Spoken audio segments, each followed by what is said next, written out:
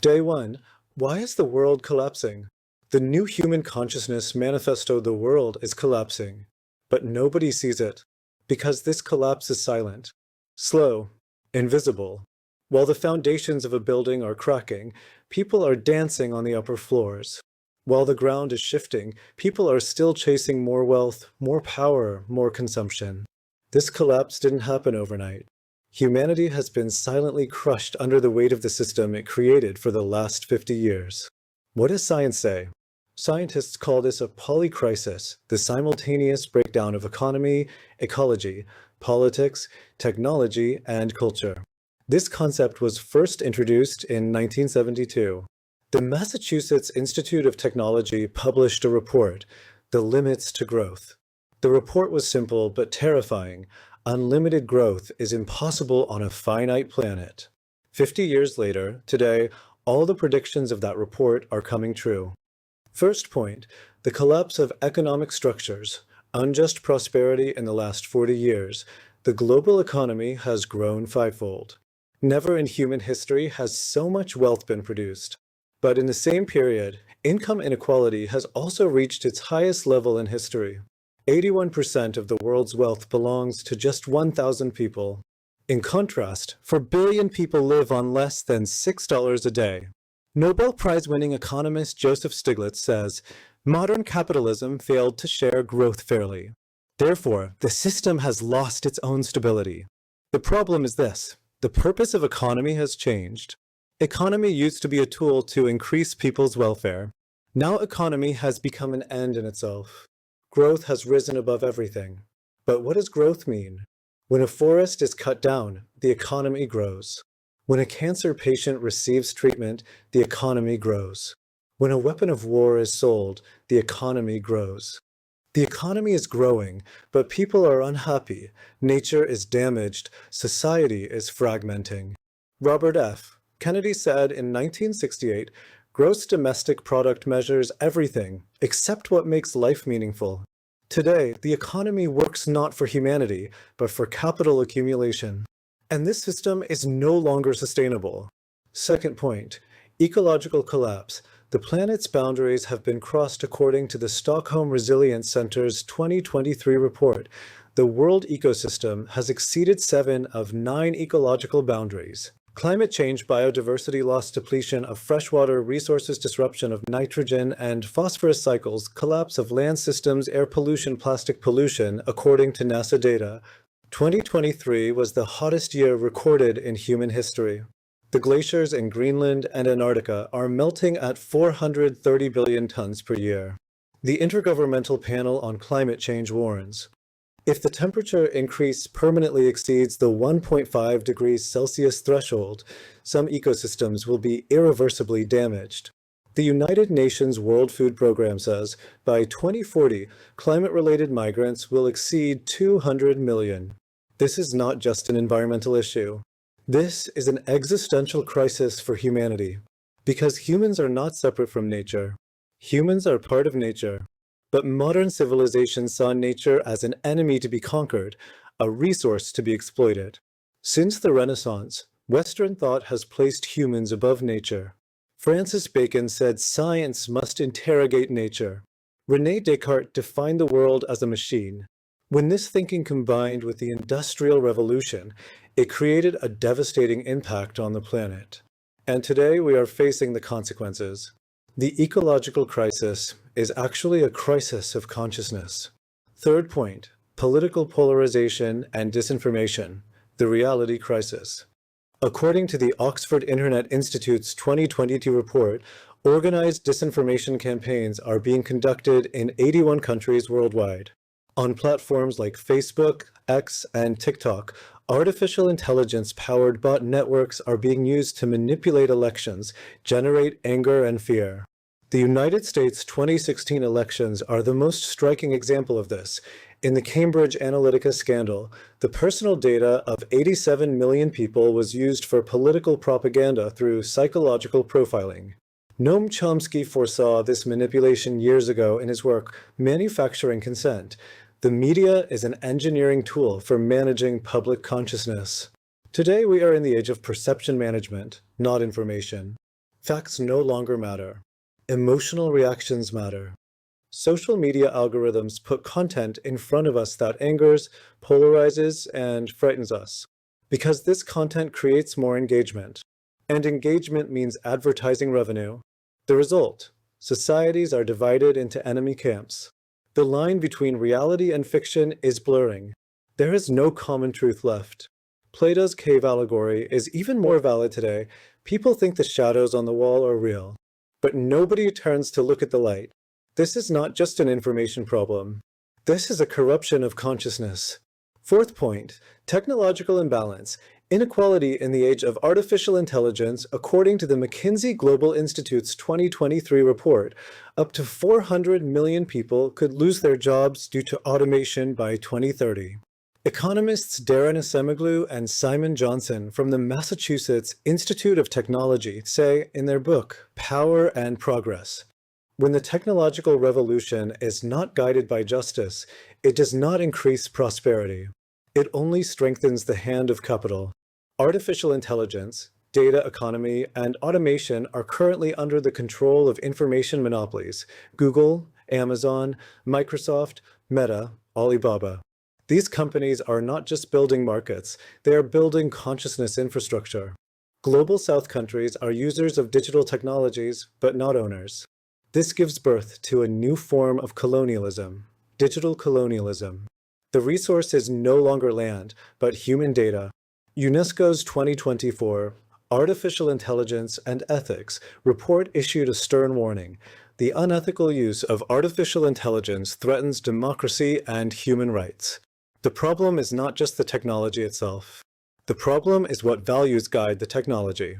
In ancient Greece, technical knowledge and ethical knowledge moved together.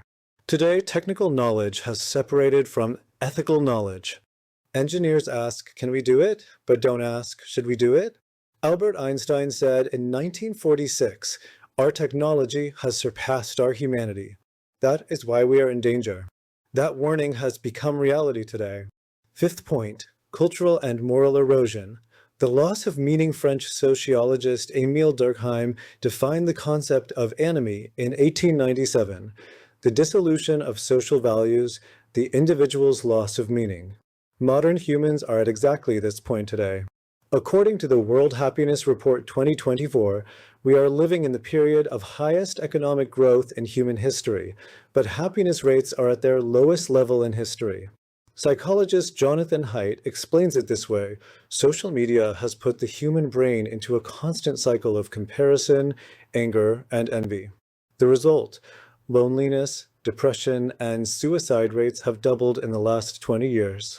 The United Kingdom therefore established the world's first Ministry of Loneliness in 2018. The dissolution of social bonds is the invisible breaking point of civilization. In ancient philosophy, there was the concept of good life. According to Aristotle, happiness was not in chasing pleasure, but in living a virtuous life. But modern consumer society has externalized happiness. Happiness is no longer an internal state, but the sum of possessions. Humans have been reduced from being to having. German philosopher Martin Heidegger said in his work, Being and Time, modern humans have forgotten their own essence. They have been lost in the busyness of everyday life. This is an existential alienation. Humans are alienated from themselves, from nature, and from others. And this alienation lies at the foundation of all other crises. The intersection of crises, interdisciplinary collapse. Economy, ecology, technology, politics, and culture interact with each other. These systems feed each other or can collapse each other. The Oxford Future of Humanity Institute's 2021 report summarizes it this way: humanity is no longer facing singular crises, but systemic fractures that feed each other. In science, this situation is called systemic entropy. The system becomes unable to maintain its order within its own complexity. Just like in the second law of thermodynamics, order spontaneously moves toward decay. Complexity theory says this: when a system exceeds a certain threshold, a small fracture can collapse the entire system through a domino effect. Climate scientists call this the tipping point. Economists call it systemic risk. Sociologists call it social collapse, but they all point to the same truth. The system humanity has created has become unsustainable. The absence of conscience, the real cause of the crisis. The world is collapsing because humanity put self-interest, not conscience, at the center of the system. When economic science doesn't unite with ethics, technology with human rights, politics with justice, civilization is crushed under the tools it has created.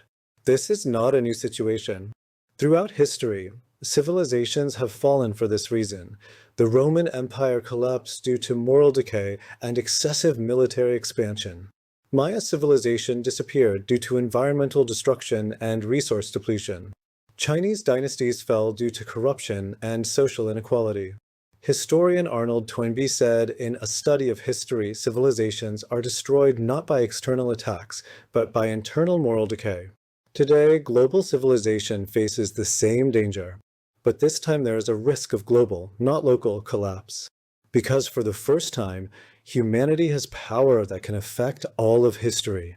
For the first time, we can cause planet-scale destruction. For the first time, we hold the tools to annihilate our own species. And we are using this power without conscience. The transformation of consciousness, the only way out. So what is the solution? The solution is not in more technology, not in more growth, not in more power. The solution is in the transformation of consciousness. In Indian philosophy, there is the concept of self-wisdom. Real change comes not from outside, but from within. When humans recognize their own essence, they connect with all existence. In Buddhist teaching, there is dependent origination. Everything is interconnected. Nothing is independent. When you cut down a tree, you're cutting your own respiratory system. When you oppress another human, you're oppressing your own humanity. In Western philosophy, there is Immanuel Kant's categorical imperative principle. Act in such a way that the principle of your action could become a universal law. This is ethical consciousness. This is responsibility consciousness. This is conscience. Modern science is also arriving at this point. Quantum physics shows that the observer and the observed are not separate. Neuroscience shows that empathy is a natural ability in the brain. Ecology shows that all living things are interconnected, but we have not transformed this knowledge into a way of life. The new human, conscious existence humanity, has two paths ahead. First path, try to maintain the current system. Put growth, consumption, competition at the center. This path leads to inevitable collapse. Second path, transform consciousness. Redefine humans, nature, society. Put balance, empathy, justice, and wisdom at the center. This second path is the path of the new human. The new human sees themselves not as separate from nature, but as part of nature measures success, not by accumulation, but by contribution finds happiness not in having but in being. Uses knowledge not for power, but for wisdom directs technology, not for exploitation, but for liberation sees the other not as a rival, but as a mirror. This is not utopia. This is necessity. Because the current consciousness has become unable to carry the planet. Conclusion. Transformation begins with the individual, changes civilization, the world is collapsing. But this collapse is not inevitable. Every great change began with the awakening of a few conscious individuals. Buddha, Socrates, Jesus, Rumi, Gandhi, Mandela, they all first transformed within themselves. Then they transformed the outside. Today, the same transformation is needed on a global scale. And this transformation can begin with you, because consciousness is contagious. When one person changes, their environment changes. When the environment changes, society changes. When society changes, civilization changes. This is a journey that begins with the individual, but embraces all of humanity. And this journey is beginning now. The future is still in our hands. But now we must make a choice. Will we surrender to collapse, or will we transform consciousness? The answer lies within every individual reading these lines.